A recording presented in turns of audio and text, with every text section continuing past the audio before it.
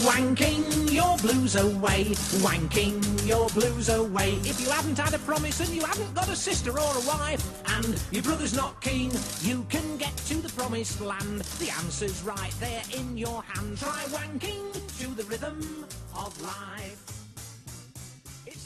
Hello and welcome to this week's edition of the Swans Bigfooty Podcast. My name is Bonz. Joining me today we have Sir Swans. Good evening. Hey, I actually got your name right for once. Thank you. What's your name? Who will not be mod? Yeah, look, that's a pretty low blow, and it's going to happen. And Milky, who I have nothing witty to say about. Hello. Now, we're coming off a pretty run-of-the-mill performance against Carlton, 60-point win. About what most of us expected, not what Vonn wanted, obviously, but even the gods will make sure she does not become mod. You know what, though? Let me just say something. Last week on the podcast, I definitely said something along the lines of just pretend Sydney have a minus 60, so they start the game 60 points behind. So by that logic, we actually drew the game. You said 50 points, so... No, I said 60 points. She said 60 points. I did. Well, we didn't bet about that. You're still not becoming mod. No, but the point is, if we start from 60 points down and we kick 60 points, that means that we broke even. Anyway, moving on. That just means that I'll have to do my Make Vonn mod another time. It's not over. The campaign isn't over. It's going to happen.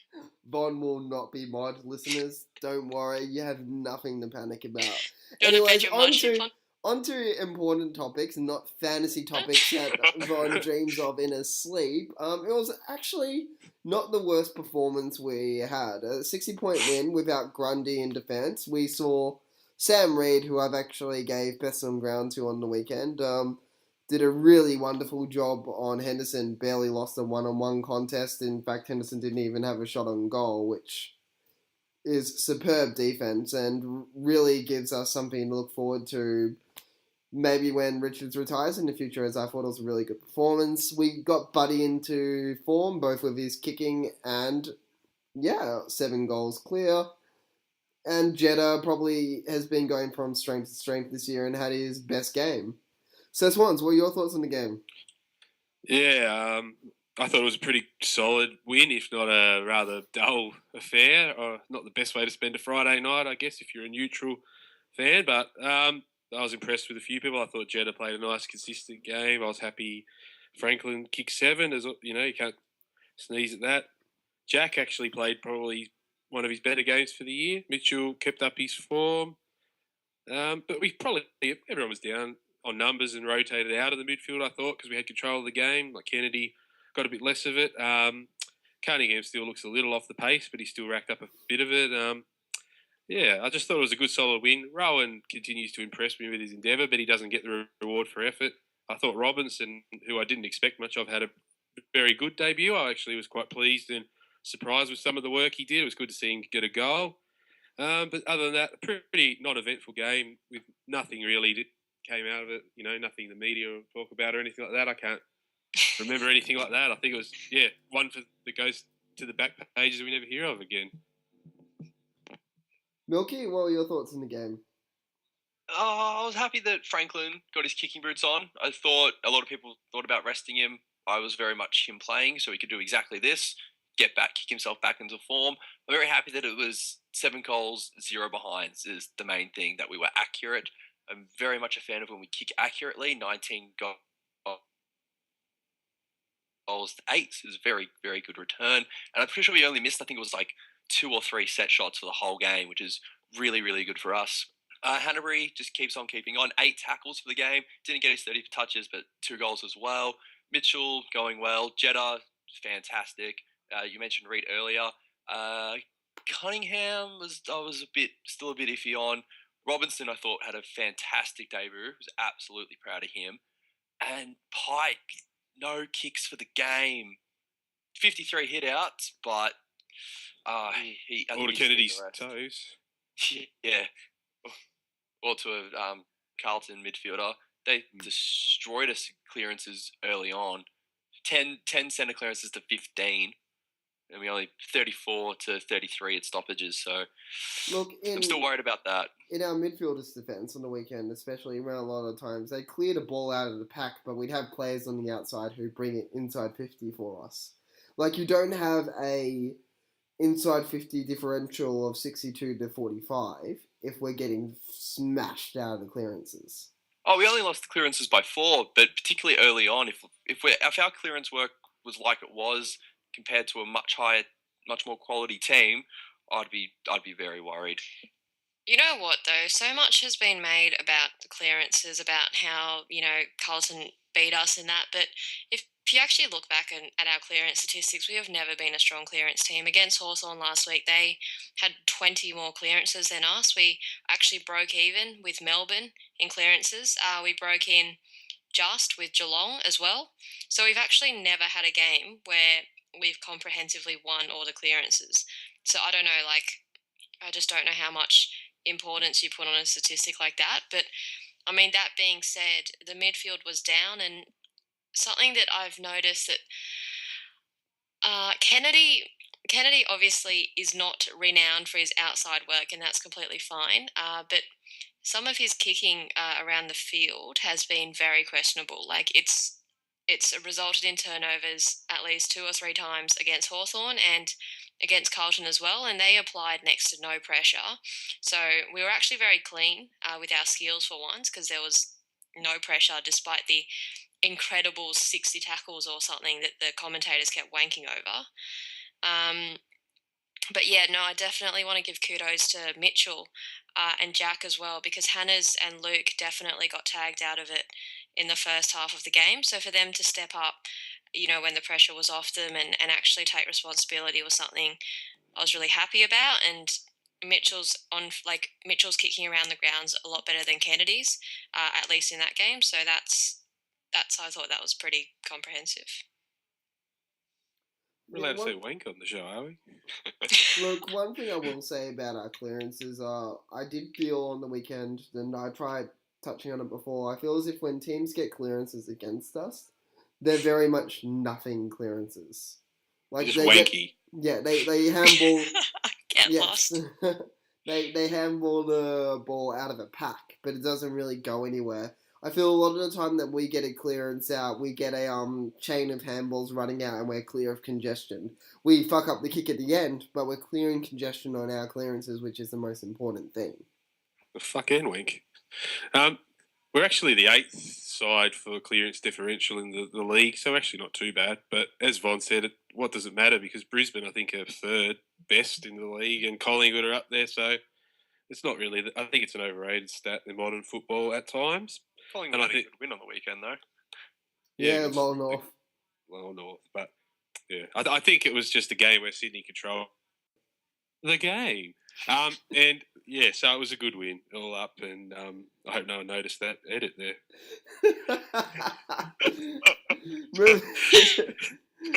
Moving on to our opposition this week, as I don't really think we have a huge amount to talk about with this game. It was only Carlton, and we can only joke about Vonn not You know being what? No, mod. Bonz. I actually have something to talk about, even though it's only Carlton. I want to ask how you guys thought Brandon Jack did a sub.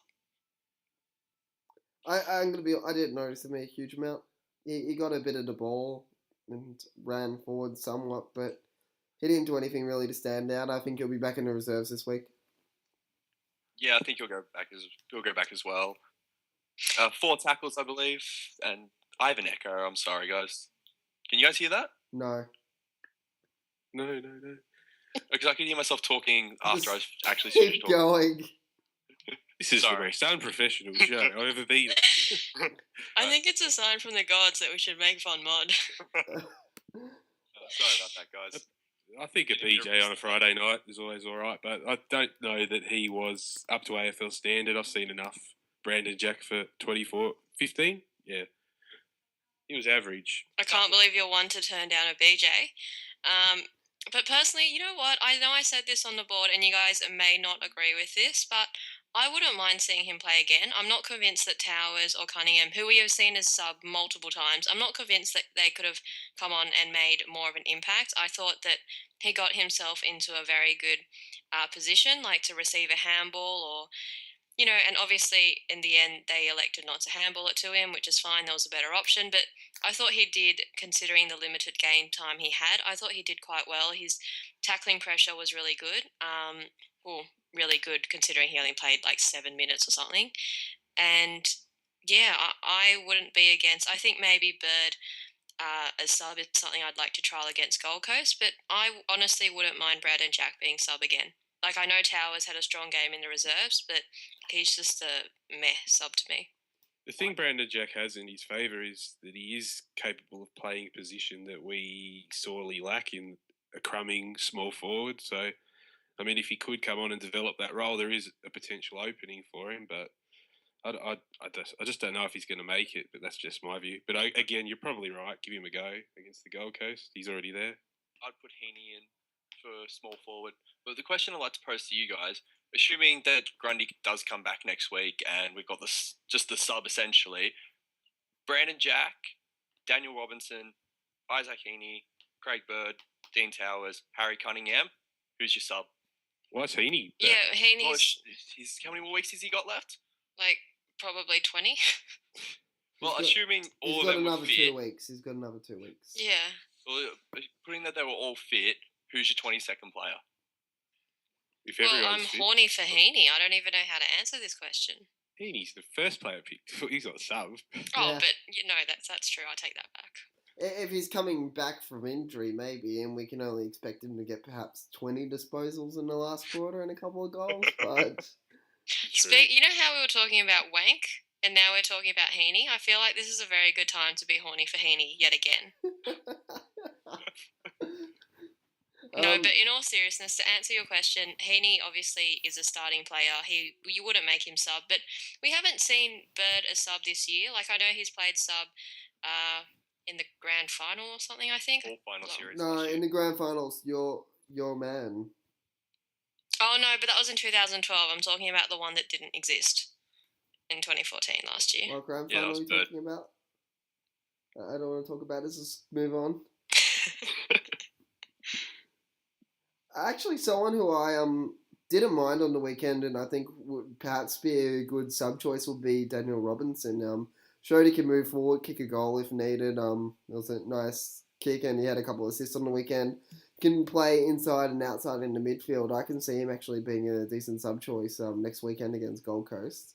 Moving forward, though, I think it's just going to be a rotating option. I like Gary Rowan as the sub still. I think he's the best sub on our list. But whether we want to lose that pressure early on in the game is something that'll be up to the coaches.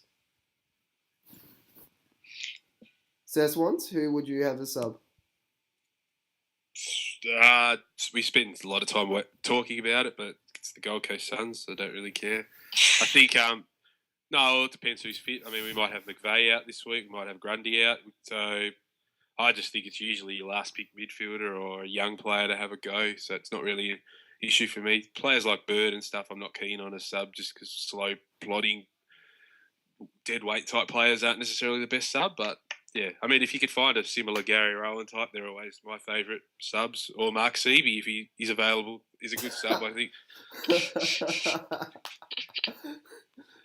Worst sub choice. Grundy and McVeigh were only... I mean, Grundy would have played if it was an actual AFL team, and McVeigh was pretty much just rested, essentially.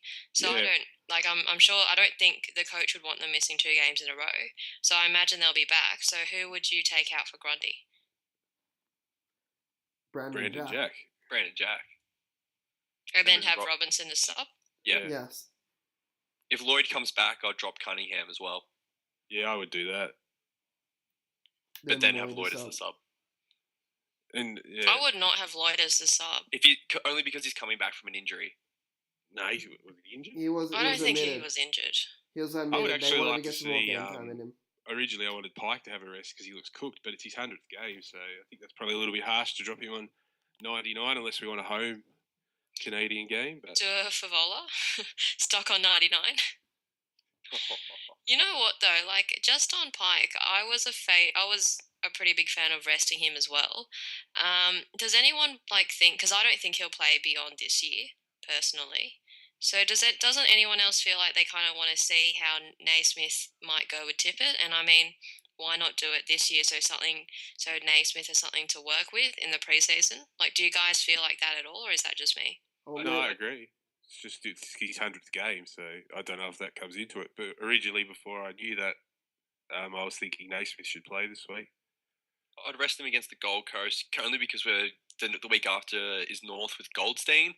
I'd rather have Pike than Naismith for that game, even if Pike's going to be cooked, particularly if that's the case. So I'd rest him for this one, have his 100th game at Etihad, and I can see him playing next year, but he's going to be phased out with Naismith getting a lot more games. Won't see him after 2016, but I will see him playing then. I would also be wary just about resting Pike. In a couple of weeks' time, we do have the bye. So, and the bye not meaning Carlton, the actual bye. But so I think they'll probably play him this week until the bye and give him a couple of weeks off training then. We do have Goldstein and Marich coming up for him to play against, though, so that's exactly factor into it a little bit. But I wonder if Tippett might rest too, because he has trouble finding the Gold Coast when he was going to head home. But I mean, he might play. He was.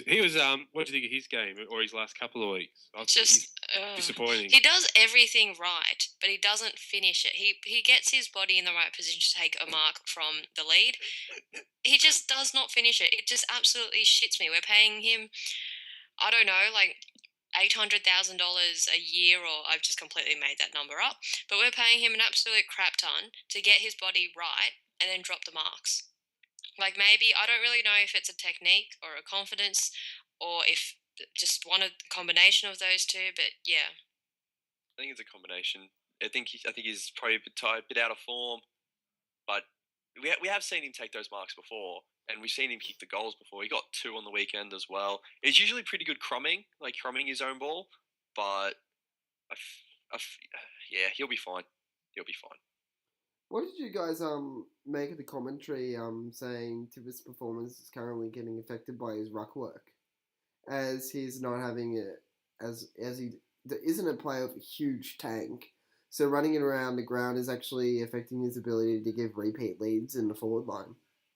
I don't know if I agree with that, because he does present repeatedly and he gets himself right. He just doesn't finish it, and I don't think there is a correlation between running too hard and dropping a mark, personally. He spends too much time engaging in wrestling, though. He's wrestling for his body size is pretty poor. He gets in the back position a lot, but some of that is the kicking towards him. I think he's just a little bit out of form, and this is probably actually the type of game to get his confidence up. I was hoping the Carlton game might be a 4 or 5 goal effort where he sort of came back, but it was more Buddy's night in that regard. But maybe if Buddy even rested, Tippett could be the number 1 target. I don't think we'll be resting Buddy anytime soon. No. Why bother? He hasn't got long left on his contract, so. Looking forward to the Gold Coast game this week. Is anyone actually worried about any players on their lists, with the exception of maybe Bennell this weekend? So, I mean, Gary Ablett probably won't be back. No, Gablett won't be back, which actually makes me sad. He's such an incredible footballer. Honestly, he might be out for the whole year, I read today. No, but apparently, I was just on their board before, and they were saying that comes from a source that has literally never even personally looked at Gary Ablett. So it's just pretty much pure speculation. I like the looks of Sard. I think he's a good little player, and Hallahan from Hawthorn's gone all right. Riscatelli as captain does a few nice things, and that defender, what's his name, May, he's actually not too bad, but the rest of them, they're just scraping the barrel a bit. So it'll be pretty embarrassing. Can anyone spell Colin Dashney without looking? Or? Let me try. K? Yep. O? L? A? No. E? No. I? No. Q? KOLODJASHNIJ. Colin Dashney. That's insane. Back on the game though, bit worried about Lynch and Dixon, maybe. We do have an aging back line. Teddy and Grundy are usually really well, and Reed did show a bit. But I've always been worried. I think Casbolt got a few running leads off Teddy a few times. Good thing his kicking's woeful, but he still took far too many for my liking.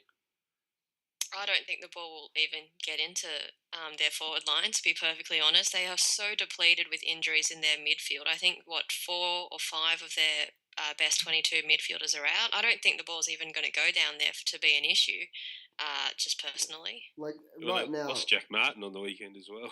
So next weekend they're going to have no Martin, no Amira, no Prestia, and a little-known player is Ablett. I'd say they're in a little bit of trouble. it's a shame Malcheski won't be there as well. It would have been nice to... No, I think he'll come back. You reckon? Yeah, he played in the reserves. He had I a hope really he crashed good... the bastard. Really, though? Like, is it... I don't. I like Mal. No, we could never insult Mal after he kicked that goal. Place in history. Yeah. I don't have an issue with Mel leaving. It was totally the right decision for him and his family. He's been very misused at Carlton. They're both just like pathetic AFL clubs. I get them mixed up. He's been pathetically used at Gold Coast though. Like, he's had to play so much deeper than what he's used to. I don't think he's going to be a threat, even if he does play. I think he also got picked out when he does his kick-ins. When he was playing with us, so many times would he kick into himself, run to the left and kick up the line. He did that so often. I think he's finally been caught out on doing that, so that the teams are getting better at playing that and stopping him from doing it. Does anyone miss Malcheski? Or do you think we've actually coped pretty well without him this year? I think we've coped well without him. I think he would be a definite upgrade on Shaw. Yeah. But I'd be an upgrade on Shaw. Yeah, upgrade on Shaw. We got We it. miss him. I would be a mod upgrade on you. Hashtag make Vonn mod. Continue. Vonn, you'd be an upgrade on Shaw, and all you'd be doing is groping Parker in the field.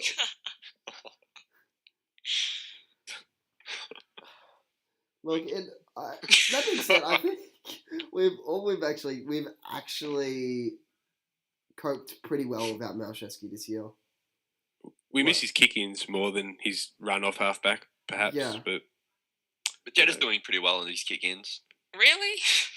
Jeddah's all right, but Jeddah some and of the McVeigh have others been our are- best 2 kick-ins. Yeah, Jeddah and McVeigh have been great this year. It's when Shaw takes a kick in, or occasionally Richards is when I really get worried. Yeah. And even when Shaw doesn't take it, I feel like he's got his fingerprints all over the mistakes anyway, to be honest. I blame him for all of them. Credit where credit's due, though. I think he played a pretty good game against Carlton. You did? Yeah, like, okay, he had 1 or 2 really questionable turnovers, but he provided run, he provided support. I thought, honestly, I don't think a youngster could have done better. Like, I know Jones is injured, but I don't think he could have done more than Shaw. Shaw turnovers involved 1 in every 3 of Carlton's goals on the weekend were because of a Shaw turnover. Yeah, but I don't think he had that many turnovers. It's like, I know his turnovers were very costly, and they always are costly if you're kicking it out of the half-back line, but I don't think he had as bad as a game as he has had in previous weeks. It was one of his better games, to be fair. I didn't think he was that bad against Hawthorn the week before. I liked this game. Carlton on the weekend, he did a couple of really nice things in the first half, but his second half was deplorable. And one of our other old guys Goodsy had an all right game, 2 goals. Yeah, Weaved around quite well. And yeah, he's definitely got the mobility back. yeah. Taking him a while to get into the season, but now that it's going, he's really starting to find some form. I think him going and playing that NEFL game was actually better for him than just subbing for a couple more weeks to get the game time, and maybe even playing against a NEFL side to get more confidence back in his game, and he's done really well since. One thing that I'm actually really pleased with Goods recently is how good is his marking at the moment. Like, even when he was at his peak of his powers in, like, 06, he was never a brilliant marker of the ball. He was always a running player. But recently, he's been reading the ball so well in the air. If it was a one-on-one contest in our 40-50, I'd actually feel almost the most comfortable with Goods being in the contest. How do you guys feel about that? My biggest issue with Goods at the moment is he's kicking inside 50. It's always quite a big up and under loop, which just doesn't go into the 50 fast enough, and always means a third defender can get back. I think that happened a couple times on the weekend, but that's probably the only real thing I can give him at the moment. I think he's kicking full stop beyond about 30 metres is still a bit weak, and yes, he might mark it 40 out, but he's always looking to pass it, and he's done a few little chippy turnover things, but he's moving quite well, and he's making a pest of himself down there in that forward line, so I think it's working quite well at the moment. But he had a decent goal from range. Year. He had a decent goal from range on the weekend. Yeah, he did. But I think there's a little bit of inconsistency with his field kicking, which, yeah. I think his field kicking has been okay, especially I'm actually going to disagree with you, Milky. I think definitely not over, as Sir Swan said, over 50 metres or something. But the shorter passes, I think that they're always pretty spot on. I do wish he'd hurry up with his kicking, though, if that's what you meant at all. Goods has definitely benefited from the strength of our team. Before, even 3 years ago, he would have been one of the first people that coaches tried to tag, and definitely now I guess he's more of a second thought with Buddy and Tippett and all of these big names. So definitely I think his marking has definitely benefited from not having someone body on body to him constantly, niggling him at every game. His roving at forward 50 stoppages has been pretty good too. He keeps getting off the chain a few times there. I think in 3 of them he nearly got the clearance out quickly in there because no one was expecting him to be there, because he rarely ever plays in the centre now.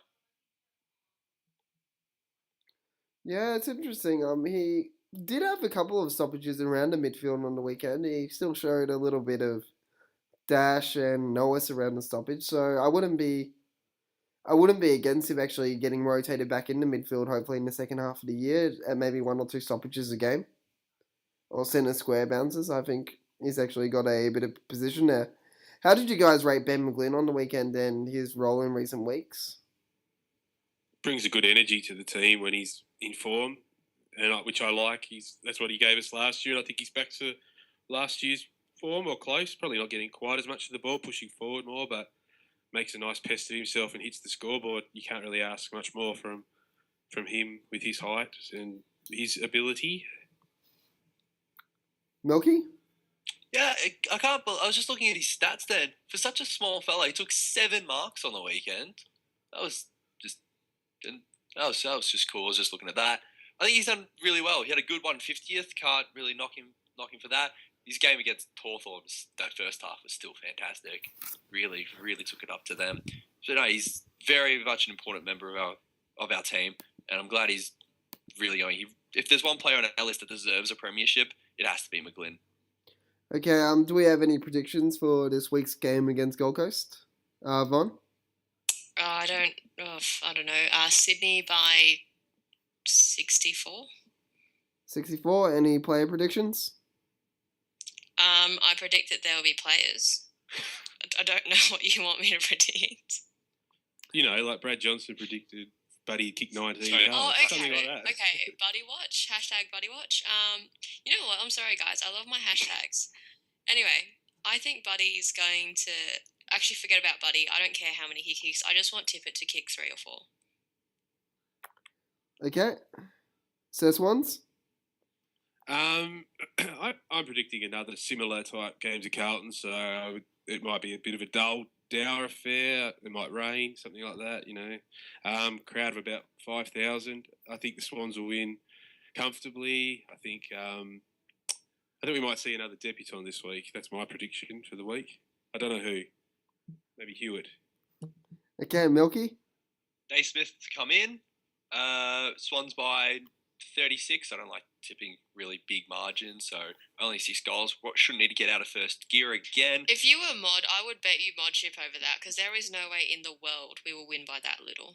We're not, like we showed against Carlton, we're not a team that absolutely just slaughters teams. Yes, Gold Coast had the injury list a mile long, but I just don't like predicting huge. We could have, I don't know, we pretty much slaughtered Carlton. I know the scoreboard didn't reflect them, but it was at 80 at one point, wasn't it? Yeah, it was a real wank. But Milky gets nervous all week. You're a nervous little fella. You need to calm down. The Swans should win the next 3 or 4 games comfortably. I'll just throw all those predictions out there right now, and we'll go into the next Hawthorn game with only 2 losses. That's my prediction. We are going to get so blasted when we finish the season on 5 or 6 losses in this patch because we're such arrogant pricks, such arrogant wankers. I forgot what I say on a forum or a podcast dictates my performance according to I think a lot of people on the board forget that. There is no correlation between what you post and how the players will play. Yeah, no. I remember when Hawthorn were losing the week we lost against Bulldogs.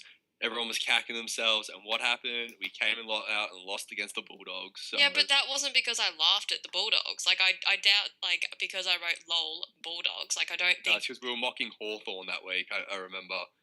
Either way, I don't really think there's a strong correlation between what we say and what the players do. Just me, though. If you are listening and you do listen to what I say, Luke Parker, propose to me right now. Why don't you just propose to him? I mean, you're in the same room right now, aren't you? I'm a traditional lady.